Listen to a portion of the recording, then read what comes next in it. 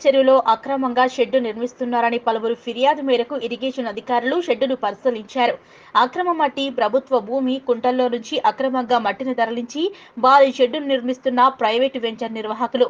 కొన్ని రోజుల క్రితమే అక్రమ మట్టి పట్టుకునేందుకు ఆర్డీఓ సాయి టీం రంగంలోకి దిగింది. కానీ అర్ధరాత్రి సమయంలో అక్రమ మట్టి తరలించడం, ఎఫ్టీఎల్ రామయ్యపల్లి చెరువును మట్టితో నింపి గోశాల పేరు మీద షెడ్డు నిర్మించడం, అక్రమ వెంచర్ నిర్వాహకులపై చట్టరీత్యా చర్యలు తీసుకుని ప్రభుత్వ ఆస్తులు కాపాడాలని పలువురు ప్రజా బీసీ సంఘాలు మీడియాతో తెలిపారు. అక్రమ వెంచర్ యజమాని జాతీయ రహదారి వెంబడి ఉన్నటువంటి మనోహరాబాద్లోని పలు వెంచర్లలో ప్రభుత్వ భూమి ఉన్నప్పటికీ, కోర్టు కేసులు నడుస్తున్నప్పటికీ పేదవాడి సొంతింటి కల ప్లాట్లు కొంటే అమాయకులకు అమ్మి భారీ సొమ్మును మూట కట్టుకుంటున్నారు. మాసైపేట మండలంలోని రామంతాపూర్ శివార్లోని ప్రైవేటు వెంచర్లో సైతం అక్రమ బ్లాస్టింగ్లు చేసి వెంచర్ పూర్తిగా వేసి బాగా మట్టితో నింపారు.